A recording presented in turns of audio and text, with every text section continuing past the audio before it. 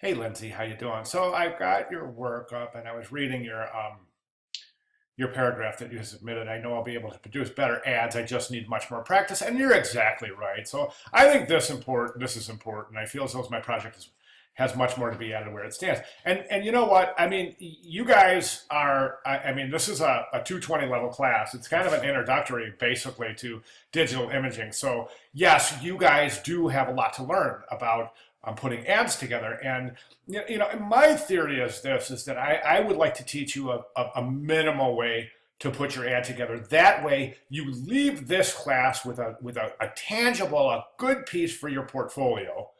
Um, Also, you learn this basic page mechanics of a magazine ad, so that you have at least have some groundwork to work forward when you're working your ads as you stated, that you think you need more practice. So while you're practicing, I just want to give you a good, solid foundation to practice with.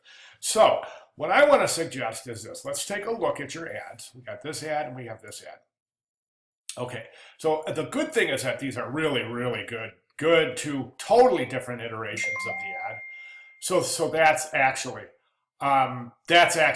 really, really cool. So a lot of students, I think, make this mistake of taking the same taking the same layout and moving a headline or moving a body, um, moving some body copy or a text block, and calling it a new iteration, or a new, not a new iteration, but a new layout, idea, concept, as it were. Well, in reality, what it is just an iteration of the same design. So I'm really glad that you didn't do that, and that you have an understanding of what two completely different design concepts mean. So this first one, I think it's better, the better of the two. I really do. I think this one has got a lot of issues, mainly hierarchy, in that you're just not telling your viewer where you want them to look first. Um, and we'll get to that in a way in a second. I think I would rather have you concentrate on this ad. However, there are some issues in this ad. Now, this image right here, I'm pretty sure I have these flowers in my backyard at the springtime, and I live in Cleveland, um, that time of year. So I don't think these are subtropic flowers, to be honest with you. The other thing is they look very, very much like a spring, like a continental United States spring type flower. So I'm not seeing Caribbean in here. The other thing is that this image has been skewed. You can clearly see it. Flowers aren't shaped like this. It looks like this has been skewed. Um, it's been kind of squished horizontally to fit in here, and that's why these petals would be more oblong. I mean, more like oval shaped, and not like this long and skinny. Do you know what I'm saying? So I think that image has been manipulated. Now remember, whenever you change the size of an image in Photoshop, you grab the corner and you drag it, you click and drag. If you hold your shift key down, you'll constrain those original proportions from the image, and that is highly recommended.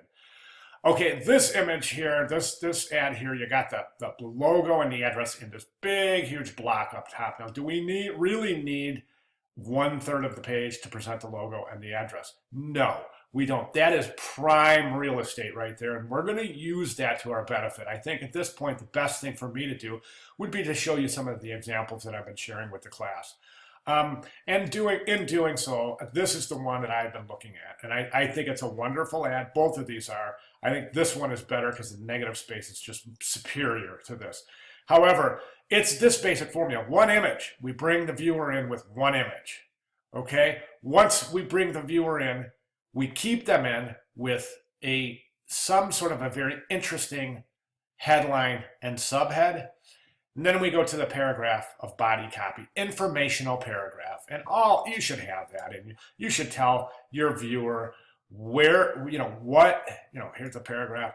What is Amethyst Bay? Where is it? What do we do? And why are we the best? Basically is what I would say there. So I would reformat that ad to do the same thing. Image, headline, subhead, paragraph of information, and then your call to action, whether it be, mention this ad, get 50% off, but this, and nonetheless, your logo down here and your contact information and your call to action. So that's where I'd like to see these go.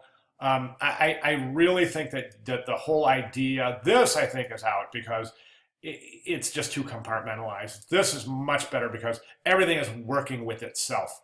In other words, the text is allowed to breathe with the flowers and the image. And the only thing that's precluding that is the stroke on this type here. Again, that's compartmentalizing. That's kind of separating things from allowing them to breathe and live together. Do you see what I'm saying? So that's my suggestion. My suggestion is image, headline, subhead, paragraph of information, logo, contact information, call to action. Okay, and you don't have to format it like that, just like I did here, like they did here. I'm just using this because I just think it's a fantastic example to set up good, solid page mechanics for a magazine ad. Okay, awesome job. If you have any questions at all, please feel free to contact me. Okay, thanks.